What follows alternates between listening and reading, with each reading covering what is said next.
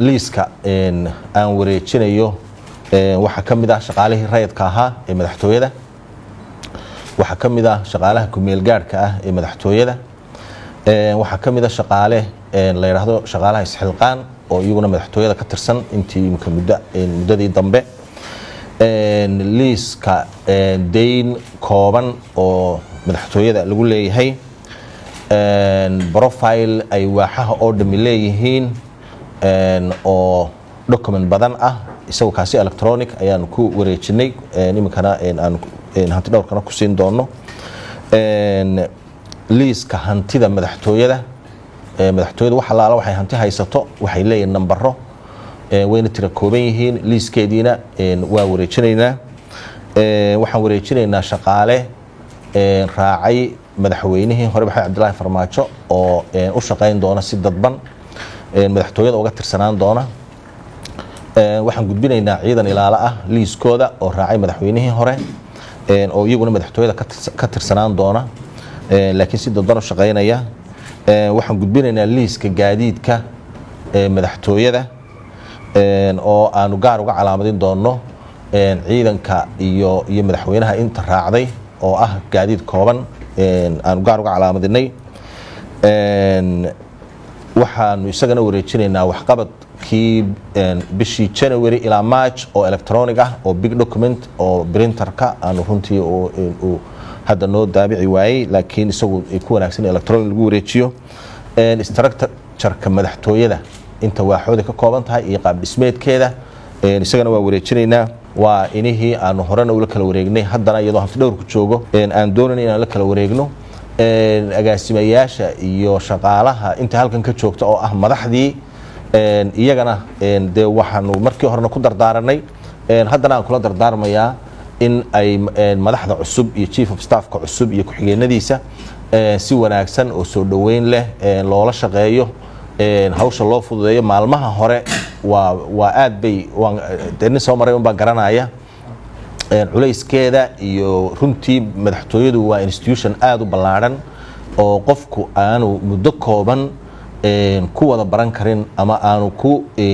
koobi karin laakiin alxamdulilah rabbil caalamiin waxaynu haysanaa oo madaxtooyada jooga agaasimayaal aad u koran oo competent ah oo dad mas'uula anigana runtii markii aan imi aad ii gacan qabtay oo aan wax fara badan shaqadoodii ay ka adag yihiin ay ii saamaxday inaan markaa aniguna ka jabgareeyo oo aan la qabsado waxaan rajaynayaa inay agaasimaha cusubna sidaas oo kale agaasimo waliba halku kaga beegan yahay uu kaga filaado inta uu agaasimuhu barnaamijkiisa iyo qorshaha uu madaxtooyada la damacsan yahay iyo horumarkiisa soo bandhigayo ee uu la wadaagayo marka koowaad waxaan u mahadcelinaa agaasinkii hore madaxtooyada qaranka waxa aan rabaa inaan iraahdo shaqo qaran ayaa soo qabateen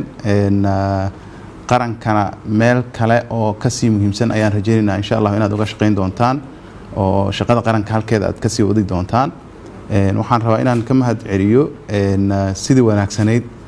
muddadii la soo dhaafay aad u maamusheen madaxtooyadii qaranka shaqaalaha iyo guud ahaan shaqadii mataqaana dawladda baad u soo wadeen waxaan annagana rajaynaynaa insha Allah inaan meeshii ka sii wadno oo shaqadii dawladda halkeeda ay ka sii socoto gaar ahaan xafiiskii madaxtooyada shaqadii dawladda u hayay halkeeda ay ka sii socoto shaqaalihii halkeeda mataqaana halkooda ay shaqada ka sii wadaan waxaan u ballan qaadaynaa insha Allah inaan mataqaana aan si fiican u wada shaqeyn doono haddii alla idmo sidii adinkaba u wada shaqeyseen waxaan kale u ballan qaadaynaa in ma aragtay aan qofna lagu dulmin doonin shaqada isla markaasna qolo cusubaa timide qolaa baxaysa aanay ahayn dadka oo farsamo yaqaanada ah oo waaxyaha xafiisyada mataqaana xafiiskan ka shaqeynaya ay shaqadooda sidooda u wadan doonaan ay noqon doonto waxa la isku abaalmariyo qof walba iyo shaqadiisa iyo sida uu qabsado haddii alla idmo